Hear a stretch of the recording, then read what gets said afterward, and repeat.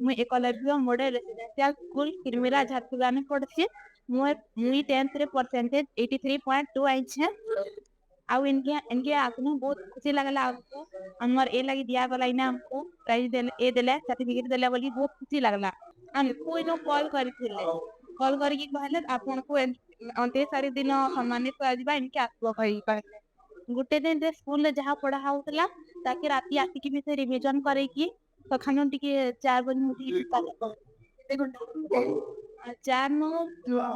5:30 6 घंटा पहुंची को खाली और राती रे भी राती 10:30 11 बजे रत्नाकर प्रधान सम्मिलित आदिवासी समाज सभापति आज हूँ आईटीडीए लयकरा और किरमिरा फाउंडेशन डे बा प्रतिष्ठा दिवस। जदिओ आईटीडीए 29 मई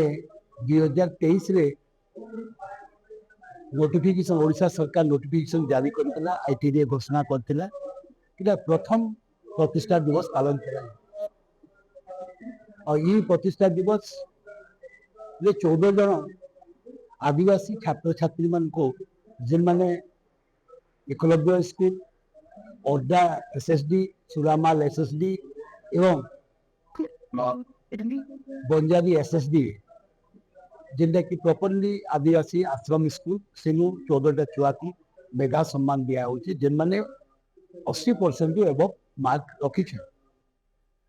आ सम्मिलित आदिवासी समाज चाहूचे कि छुआ मानकर शिक्षा प्रति तांकर गोटे व्यग्रता बढ़ू एवं से शिक्षा के गोटे मानव हिसाब से नहीं से पाठपढ़ा पढ़ू। तत्सहित सम्मिलित आदिवासी समाज अनेक अनेक प्रकार कार्य करुचे तन्मध्य शिक्षा गोटे है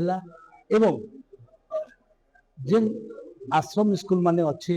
बा जिन मास एजुकेशन स्कूल माने अच्छे आदिवासी स्कूल माने अच्छे सेने किन हिसाब से भल पढ़ा